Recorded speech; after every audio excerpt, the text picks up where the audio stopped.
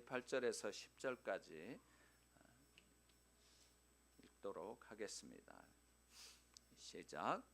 서로 사랑하는 것 외에는 누구에게든지 아무 빚도 지지 마십시오.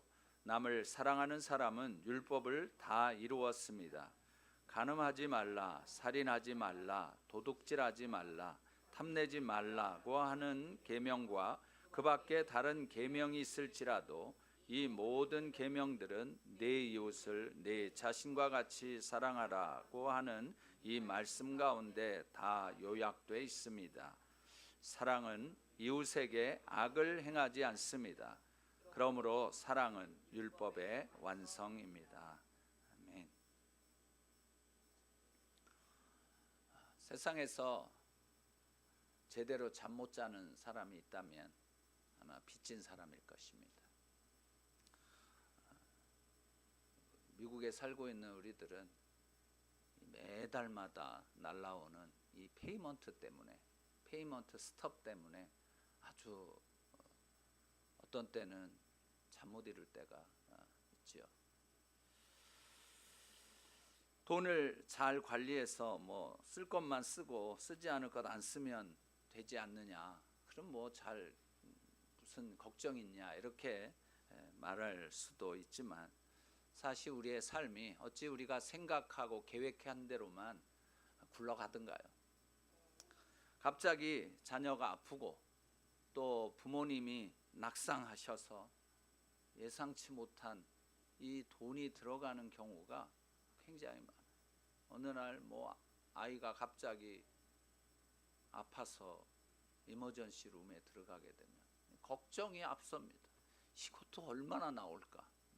이런 것들은요, 아주 힘든 거예요.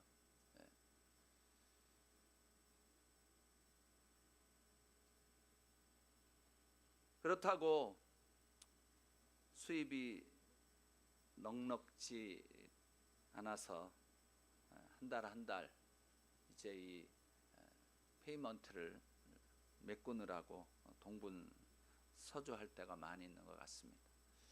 미국에 와서 살아보니까 미국은요, 미국에서의 삶은 빚 갚느라고 평생 가는 것 같아요. 집 모기지 갚느라고 30년, 애들은 학자금 융자 갚느라고 보통 보니까 한 3, 40년 가는 것 같아요. 우리 애들도 4명 있는데 이 학자금 융자 그거 갚느라고 아주 힘들어하고 있습니다. 저도 뭐 마찬가지. 이런 이 빚쟁이들이요, 여기저기 늘려 있는 거예요. 맨날 달마다 되면은 손 벌리는 거죠. 그냥 편지로 손 벌리는 거예요. 이거 안 내면 너 큰일이다.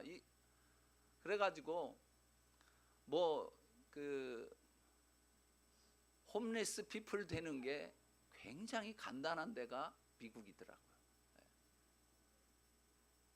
집값, 집세 뭐 한두 달 뭐 좋은 주인이야 뭐 몇 달까지 좀 저기 해주겠지만 뭐 못 내면 그냥 쫓겨나면 홈리스죠.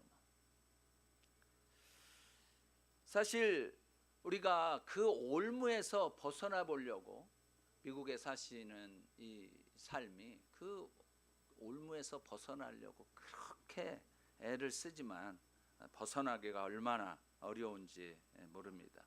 그래서 우리들의 마음이 항상 불안하고 근심이 있고 걱정이 있고 그렇습니다.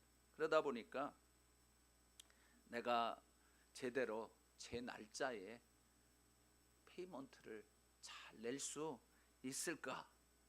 이게 그냥 늘 머리에서 맴맴 도는 거죠. 사랑하는 여러분, 빚진 자의 심정을 여러분들은 잘 아실 것입니다. 한국에서는 참 요거를 잘 느끼기가 쉽지 않아요. 왜냐하면 한국에서 사셨을 때는 그래도 뭐 힘들긴 힘들지만 그래도 뭐 이리 변통 저리 변통 아는 사람 많잖아요. 뭐 동네 사람한테 또 할 수도 있고 아니면 사돈의 팔촌한테도 할 수 있고 뭐 부모님 뭐 동생 뭐 이래 가지고 그렇게 할 수 있는데 미국은 그게 안 되는 거예요. 참 쉽지 않습니다.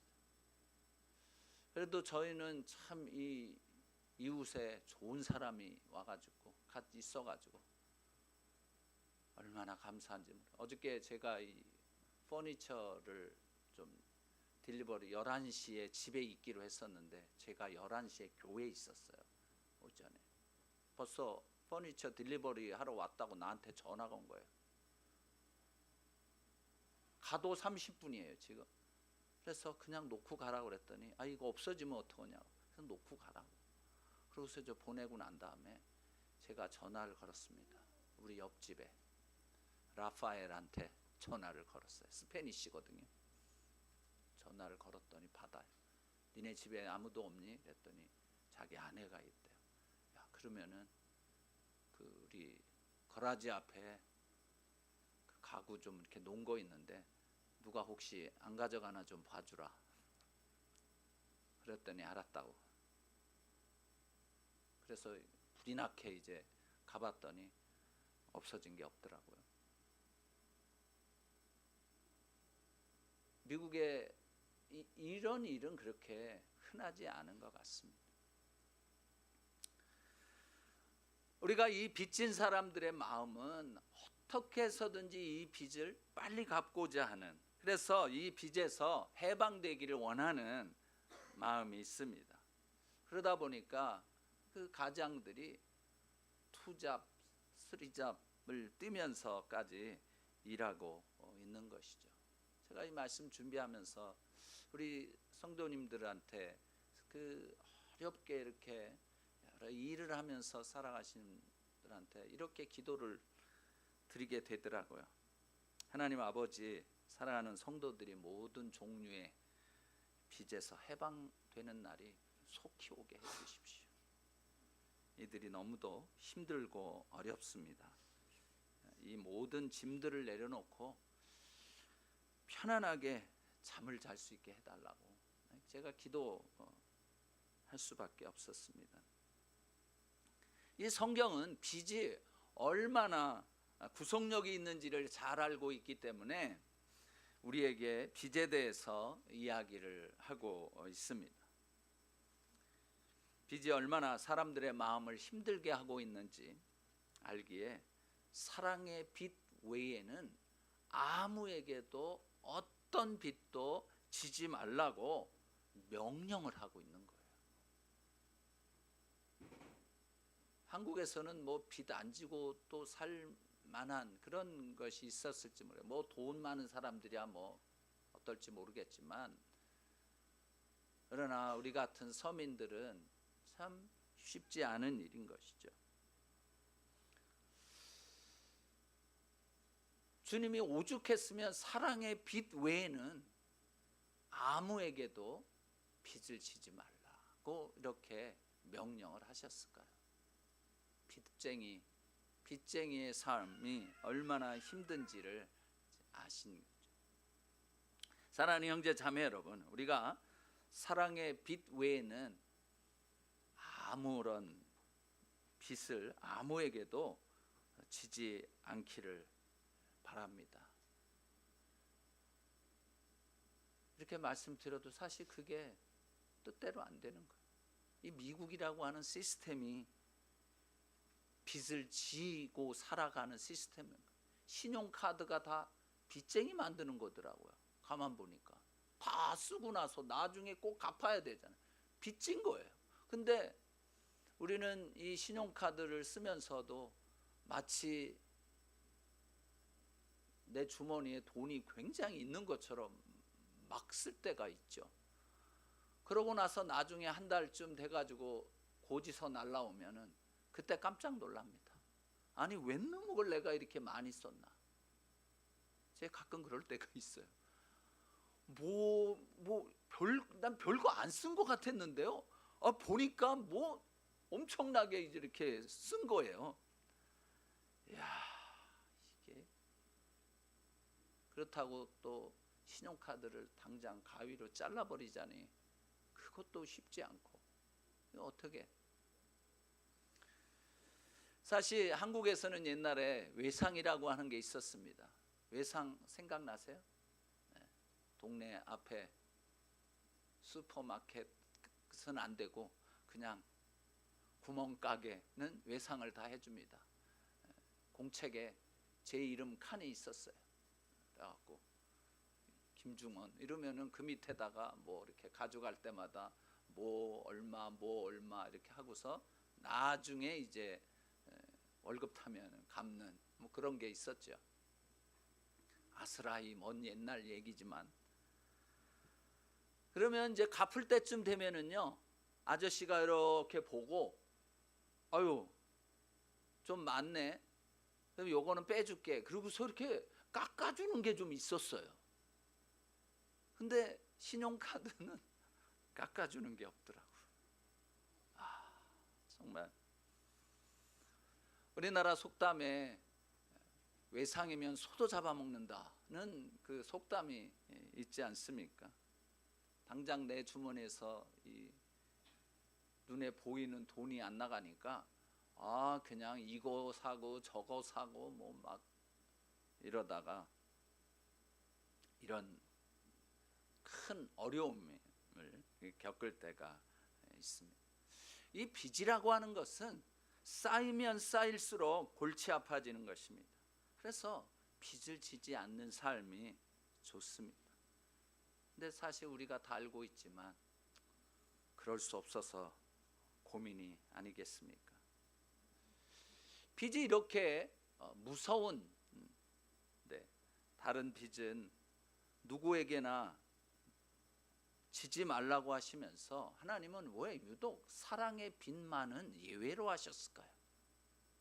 사랑의 빚 외에는 아무에게도 빚을 지지 말라. 그 얘기는 뭐예요? 사랑의 빚은 져도 된다, 뭐 그런 건가요?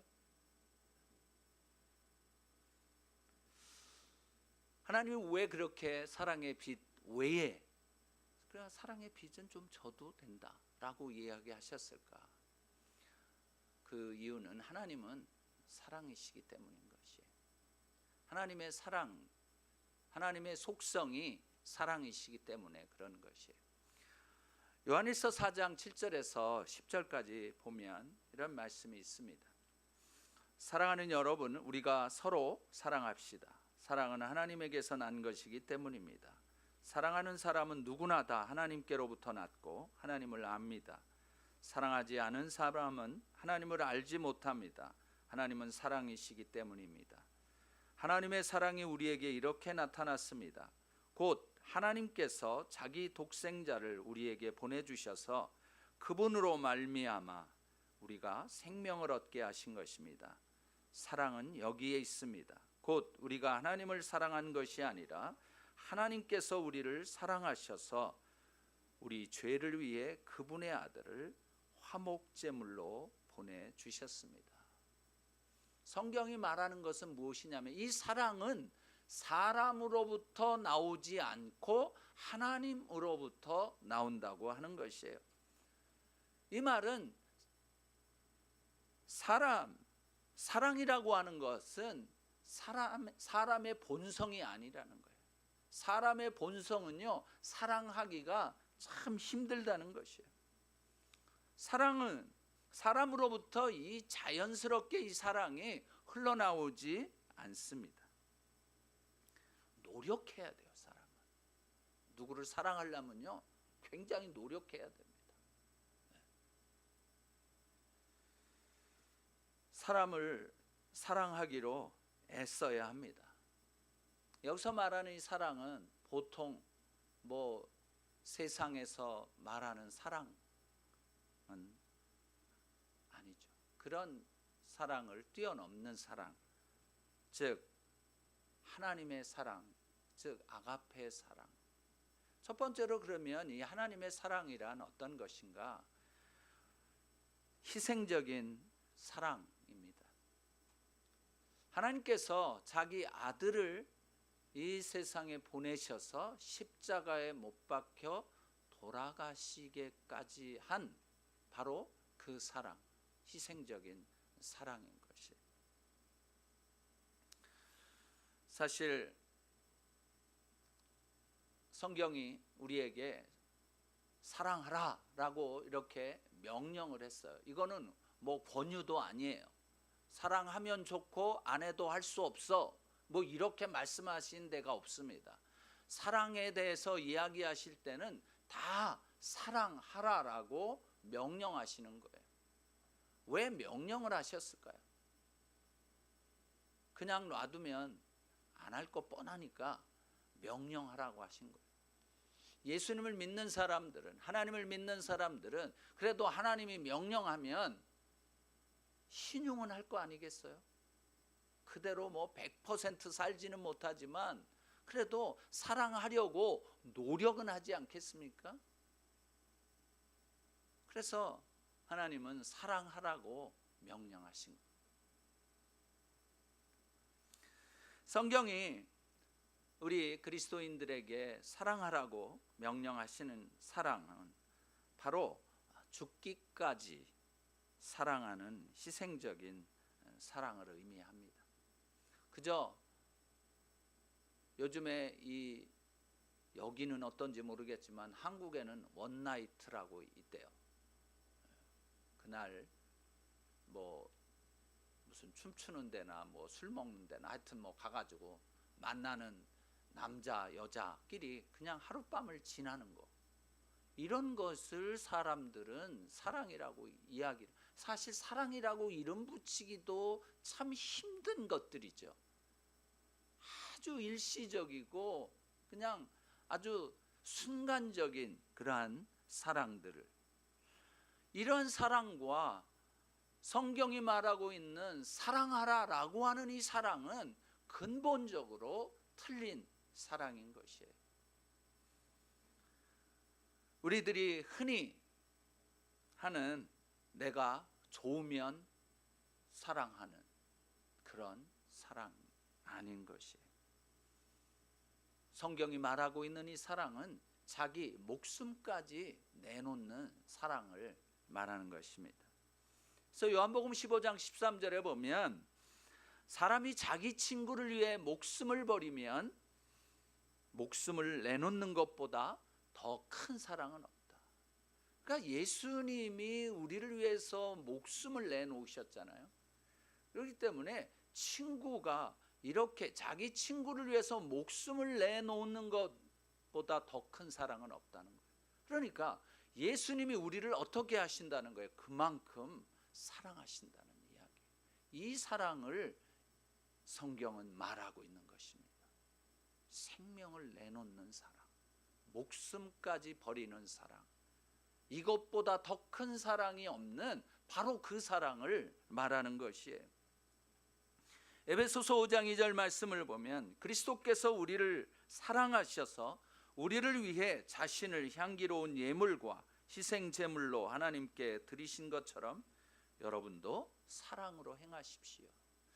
예수님의 사랑은 바로 우리를 위한 희생 제물이 되셨. 바로 그 사랑을 행하라는 것이에요. 우리는 너무나도 값싼 사랑에 익숙해져 있습니다. 진정성이 없는 사랑, 희생적이지 않은 사랑이 사랑인 줄 착각하고 있는 거예요. 립 서비스가 사랑인 줄 알고 있는 거예요. 사실 우리가 진정으로 누군가를 사랑한다면 친구의 통책, 친구가 권면하고 또 어드바이스하고 하는 것들을 이렇게 아주 감사하게 받아들일 수 있을 것 같아요. 그런데 사람은 그게 잘 되지 않더라고요. 사랑에서 나와서 이야기를 해줘도 자기를 욕한다고 생각을 하는 거예요.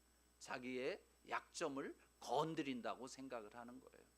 그러니까 친구의 통책을, 친구의 이러한 아주 어드바이스를 하기가 힘든 세상인 거예요. 그저 그 눈앞에서는 일단은 다 괜찮다고 다 좋다고 얘기를 해줘야만, 그래야만 마음들이 편한 세상이 되어버린 거예요. 여러분, 진정한 사랑은 잘못되었을 때 잘못되었다라고 말하는 것이 진정한 사랑인 거예요. 그런데 그 앞에서는 이 사람이 상처받을까 봐, 이 사람이 어떻게 될까 봐 그런 말을 하지 못하고 그냥 괜찮아요, 뭐 다 잘하셨네요 라고밖에 할 수 없는 이 현실이 참으로 안타까운 것입니다. 진정한 사랑은 희생적인 사랑, 목숨까지 바치는 사랑. 좋아하던 감정이 사라지고 나면 사랑은 없어지고 미움만이 남게 되는 그런 사랑, 이것은 일시적인 사랑이에요. 많은 사람들은 사랑을 감정이라고만 생각하는데, 내 마음에 사랑하는 감정이 있으면 사랑하는 것이고, 사랑하는 감정이 없으면 사랑하지 않는 거라고 생각을 하는 거예요. 여러분, 그렇지 않습니다. 제가 알고 있던 변호사, 서울에서 연예인 담당하는 변호사가 있었어요. 연예인들의 이혼 전문 변호사예요. 그래서 그 변호사가 나한테 얘기를 하는데, 연예인들은요, 그냥 사랑하는 감정이 생기면 사랑이라고 생각을 해서 뭐 결혼도 하고 그런다는 거예요. 그래서 결혼을 했어요. 근데 얼마 안 있다가 연락이 온대요. 변호사님, 나 이혼해야 되겠어요. 그래서 이제 만나가지고, 아니 왜 이혼하냐고, 뭐 무슨 불륜이라도 있냐고, 뭐 상대방에게. 그랬더니 이렇게 얘기를 하는, 사랑이 없어졌어요. 사랑이 식었어요. 그 사람들은 사랑이 뜨겁고 그냥 감정적으로 막 이렇게 될 때는 그게 사랑이라고 생각을 하고, 사랑의 감정이 식어버리면, 사랑의 감정이 없으면 그것은 사랑이 아니라고 생각을 하면서 산다는 거예요. 그래서 이 변호사가 아주 신실한 크리스찬이거든요. 그래서 거기에서부터 시작을 해서 진정한 사랑이 무엇인지, 성경 말씀에서 말하고 있는 사랑에 대해서 쭉 설명을 해주면서 이혼을 이렇게 막았던 적이 있다고 이야기를 하더라고요. 여러분, 우리들도 이렇게 보면요, 감정, 사랑하는 감정이 있을 때는 사랑이라고 느끼고요, 사랑하는 감정이 없으면 사랑하지 않는다라고 그렇게 믿고 사는 그리스도인들도 너무 많은 거예요. 제가 너무 안타깝습니다. 아니, 어떻게 감정이 있을 때만 사랑이고, 사랑하는 감정이 있을 때만, 사랑하는 감정이 없으면 사랑이 아닙니까? 여러분, 자식이 잘못되어져서 잘못된 일을 해서 내가 미워졌어요. 그래서 내가 그 자식을 매를 때립니다. 그러면 사랑이 다 사라지고 그 자식을 미워하는 것입니까? 아니잖아요. 내가 그 자식을 때리는 이유는 사랑이기 때문에 때리는 거예요. 뭐 죽도록 때리지는 않죠. 그냥 엉덩이 한 도세대 하는 것으로 끝나는 거 아니겠어요? 우리들이 사랑에 대해서 이 사랑이 감정적인 것이라고만 생각하는 그것이 얼마나 우리를 속이는지 모릅니다. 교회 안에서도 이런 것들에 너무 속아 사는 거예요. 저 사람의 어떤 부분이 나쁘면, 기분이 나빠지면 그 사람을 싫어하는 거예요. 사랑이 사라졌다고 생각을 하는 거예요. 여러분, 거짓이에요. 그 사단의 거짓말에 여러분이 넘어가서는 안 되는 거예요. 사랑은 감정이 아닌 것이에요. 감정만이 아닌 것이에요.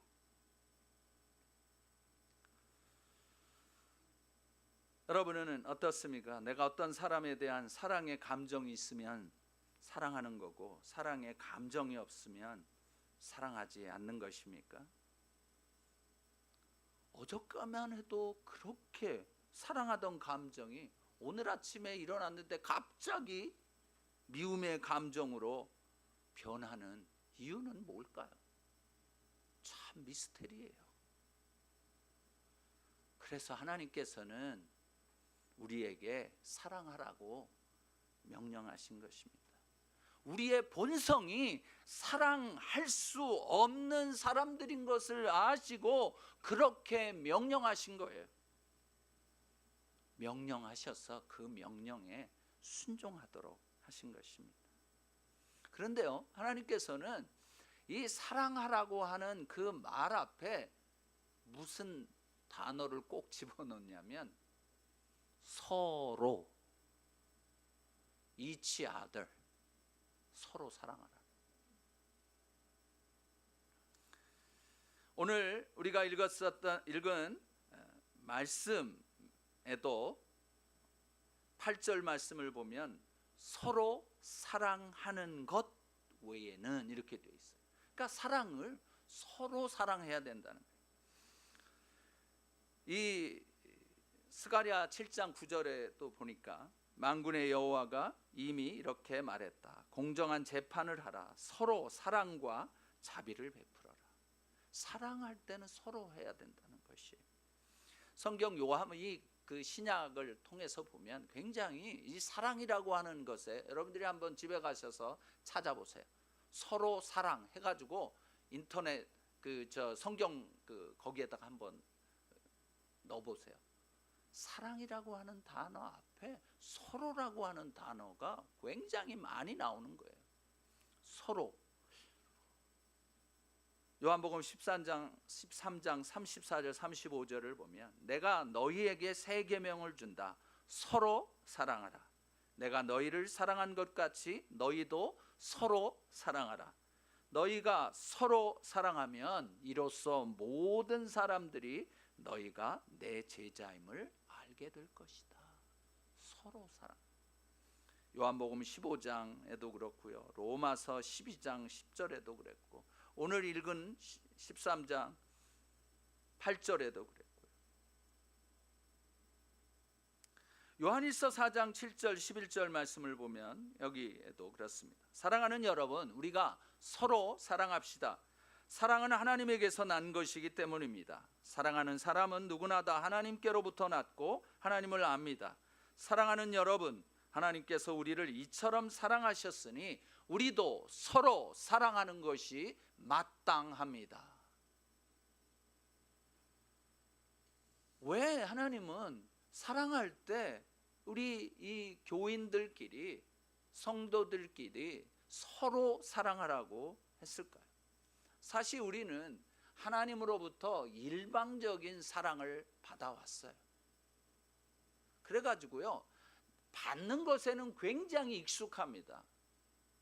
그런데 주는 것에는 굉장히 인색합니다. 저도 우리 집안이 3대째 이 집안이라 받는 것에는 굉장히 익숙하더라고요. 그래서 누가 이렇게 주는 것은 두말 않고 그냥 감사하다고 잘 받아요. 그러면서도 다른 사람에게 무엇을 주려고 할 때는 두세 번 생각합니다. 인색한 거예요. 왜요? 그렇게 받아왔기 때문에 그런 거예요. 어렸을 때는 교회 아버지가 이제 개척하실 때 교인들이 주일날만 되면 성미 주머니를 가져옵니다. 그래가지고 성미 주머니에 모은 쌀을 독이 있거든요. 부엌에 보면 독이 항상 이렇게 거기다 안 놓고 이 교회 들어가는 문에 성미통이라고 하나가 있어요.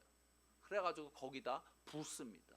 그럼 주일날 끝나면 그 성미통에 있는 쌀을 어머니가 부어간 쌀독에다가 붓습니다. 그렇게 해서 먹고 살아요. 그러니까 어느 날은 오이 땄다고 가져오고 도마도 땄다고 가져오고 수박 열었다고 가져오고 이런 것들을 받아버릇해 가지고요, 받는 것에 너무 익숙한 거예요. 이게 이제 목회자의 자녀들의 아주 약점 중에 하나죠. 근데 우리 그리스도인들이 굉장히 그것에 익숙해져 있다는 것이에요. 그리스도인들은 조금만 불편해져도, 누군가 조금만 거짓말을 하고, 내가 200원 줘야 될 건데 저 사람, 어떤 사람이 그거를 300원 불러가지고 300원 받았다, 그러면요, 그거를 안 순간서부터 그 사람을 막 뭐라고 합니다. 굉장히 짜요. 베풀기가 굉장히 힘들어요. 그래서 오죽하면 사람들 중에서 예수 믿는 사람하고는 장사 안 하겠다, 거래 안 하겠다, 그런 사람들이 있을까 봐요. 제가 한 번은 그런 적이 있었어요. 차를 하나 사는데 하여튼 이 형제가 굉장히 애를 써가지고서 이제 사줬어요. 제가 뉴욕에 살 때고 이 친구는 이제 뉴저지에 있을 때였는데, 차를 가져오긴 했는데 이제 뉴저지 판 번호판이 붙여 있는 거예요. 근데 뉴욕 번호판으로 좀 바꿔줘야 되는데 이게 안 바꿔. 한 달이나 한 2달인가 있다가 번호판이 왔어요. 그래갖고 나중에 이렇게 알아보니까 그 차는 에미션 관계 때문에 뉴저지에서만 팔 수 있는 차였던 거예요. 그래가지고 그거를 내가 이제 이쪽으로 이사를 한 다음에 그거를 DMV가 더 이렇게 하면서 그거를 바꿨어야 돼요. 그래서 왜 그랬냐고 내가 그랬더니만, 내가 그래서 예수 믿는 사람들하고는 거래를 안 하려고 했는데 그렇다고 나한테 그러는 거예요. 그래서 굉장히 또 미안하기도 하고, 내가 좀 뭔가 좀 그랬나 보다 이제 그랬는데요. 여러분, 우리가 너무 익숙합니다. 일방적인 사랑 받기에 익숙해져 있어요. 그래서 하나님이 서로 사랑하라고 말씀하신 거예요. 너 받기만을 좋아하지 말고 너도 다른 사람에게 좀 줘라. 이것이 하나님의 명령인 것이에요.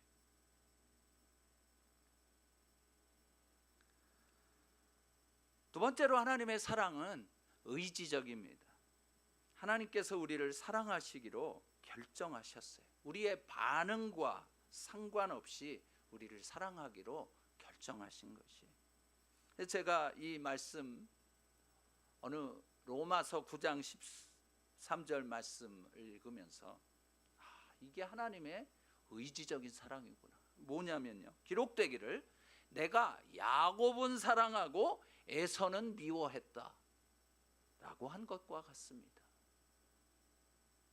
이게 하나님의 의지예요.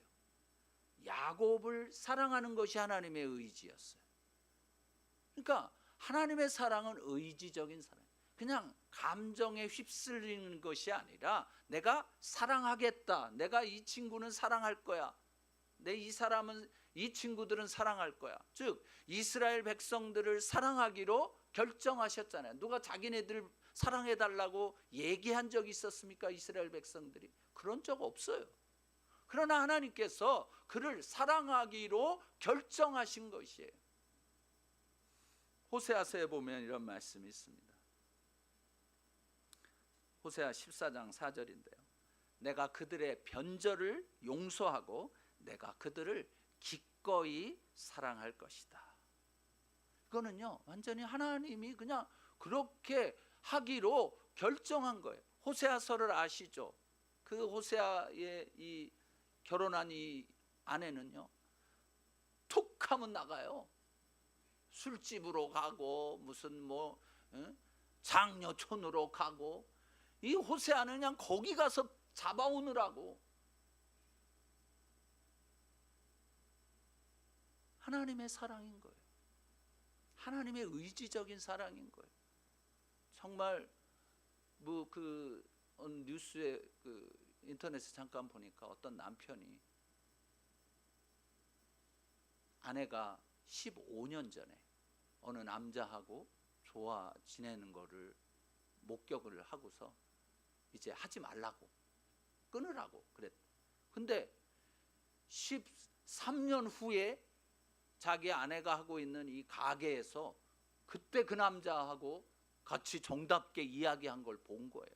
그래갖고 이 남편이 화가 나가지고 이제 그 녹음을 했어요. 녹음을, 핸드폰을 녹음으로 해놓고 집에다 이렇게 쫙 놓고 나갔는데, 집에서 이 아내가 전화를 하면서 이 그 전화한 게 다 녹음이 된 거죠.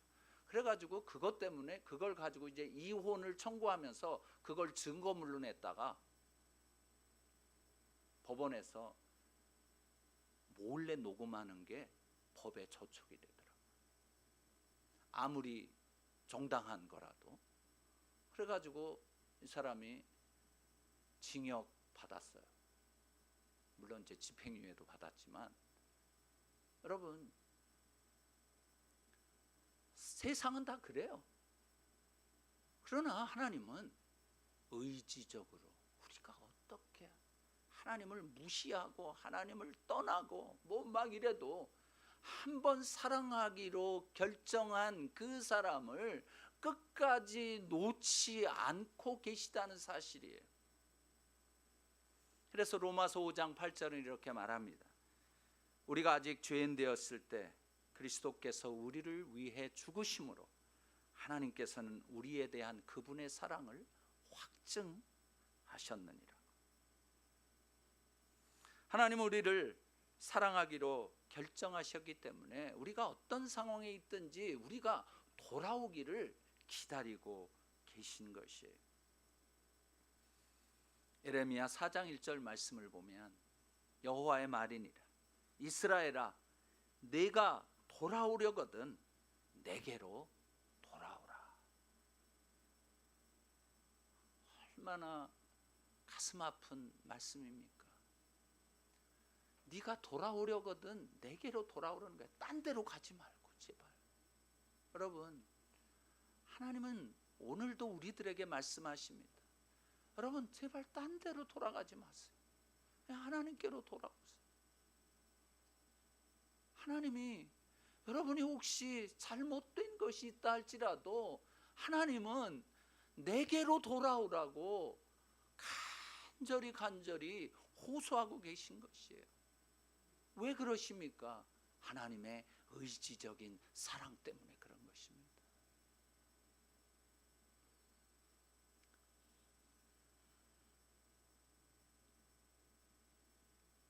예수님께서는 십자가에 돌아가시기 전에 이렇게 제자들을 바라보면서 이렇게 하셨어요. 그래서 성경이 이렇게 기록되어 있습니다. 요한복음 13장 1절 보면 유월절 전에 예수께서는 이 세상을 떠나 아버지께로 가실 때가 됐다는 것을 알고 계셨습니다. 예수께서는 세상에 있는 자기의 사람들을 사랑하시되 끝까지 사랑하셨습니다. 이것이 하나님의 사랑이에요. 사실 끝까지 사랑하기 힘든 사람들이 있습니다.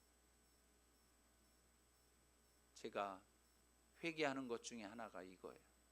끝까지 사랑하지 못한 것. 그래서 다시 한번 마음을 다잡는 것은 무엇이냐면 끝까지 사랑합니다. 하나님께서 사랑하는 사람, 하나님께서 사랑하는 백성들, 하나님께서도 사랑하는데 내가 뭐라고 사랑하지 않을 수 있겠는가 하는 것이. 여러분이 누구에겐가 우리 성도 상호 간에 서로 사랑했으면 좋겠습니다. 그래서 옆에 있는 남편과 아내 또 뭐 뒤에 계신 분들 한번 서로 사랑하겠습니다. 서로 얘기해 주세요.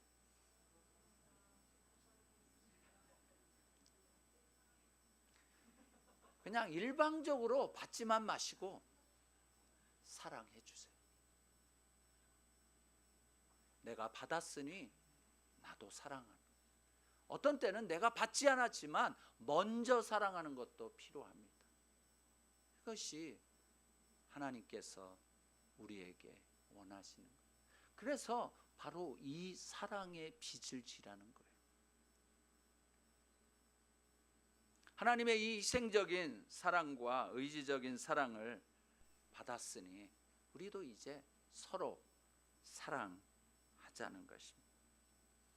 사랑의 빚진 자로 산다고 하는 것은 하나님의 이 명령에 따라서 하나님께서 우리를 사랑하신 것처럼, 예수 그리스도께서 우리를 사랑하신 것처럼 내 이웃을 서로 사랑하는 것입니다. 내가 빚을 꼭 갚아야 되잖아요. 사랑의 빚을 내가 지금 가지고 있잖아요. 졌잖아요. 그렇기 때문에 이 사랑을 내가 반드시 내 이웃에게, 내 옆 사람에게, 내 자녀에게, 내 남편에게, 내 아내에게, 내 보스에게 반드시 사랑으로 갚으라는 것이.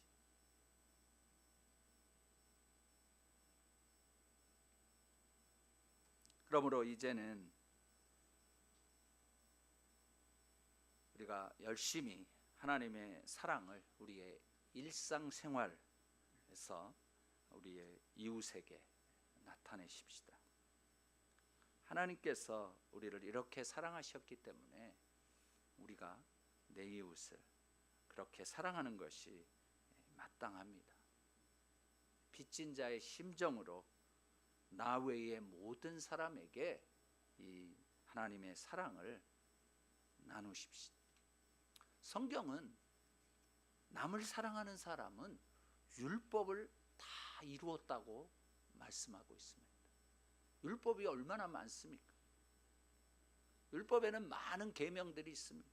그렇지만 이 모든 계명들이 내 이웃을 내 자신과 같이 사랑하라 라고 하는 이 계명의 이 말씀 가운데 다 요약되어 있다고 말하고 있습니다. 그러니까 여러분, 서로 사랑하지 않으면 나머지 계명들도 못 지키는 거죠. 그것을 나머지 계명을 다 지켰다 할지라도 사랑하라는 이 계명, 이것을 지키지 못하면 아니라는 거예요. 율법의 완성이 안 된다는 거예요. 율법의 마침이 안 돼. 마침표가 딱 안 찍혀지는 거예요. 그래서 사랑하는 형제 자매 여러분, 사랑하십시오. 내 이웃을 내 자신과 같이 사랑하라는 말씀의 진정한 의미는 무엇이겠습니까? 그것은 바로 내가 내 생명을 사랑하는 것처럼 내 이웃의 생명도 사랑하라는 말씀이 아니겠습니까? 그러면 우리가 내 이웃을 사랑하는 그 사랑의 최고봉은 무엇입니까? 내 이웃의 생명을 사랑하는 최고의 길은 무엇이겠습니까? 그것은 바로 생명 되신 예수 그리스도를 전하는 것이 아니겠습니까? 사랑의 빚진 자로 여러분들이 살기를 원하십니까? 대답해 주세요. 사랑의 빚진 자로 살고 싶습니까? 그러신 줄 믿습니다. 그렇다면 바로 생명 되신 예수 그리스도를 우리의 이웃들에게 전하십시다. 그래서 예수 그리스도를 모르는 우리들의 이웃들에게 오직 사랑의 빛만 진 사람으로 살아가십시다. 이것이 사랑의 빚진 자로 살아가는 우리들의 삶이 되어질 것입니다. 함께 기도하시겠습니다. 아무에게도 어떤 빚도 지지 않겠습니다. 그러나 사랑의 빚진 자로서는 살겠습니다. 예수 그리스도의 사랑, 하나님의 사랑을 아직도 모르는 사람들에게 사랑의 빚진 자로 살겠습니다. 그 사랑을 그들에게 반드시 주고야 말겠다는 사랑의 빚진 자로 살아가겠습니다.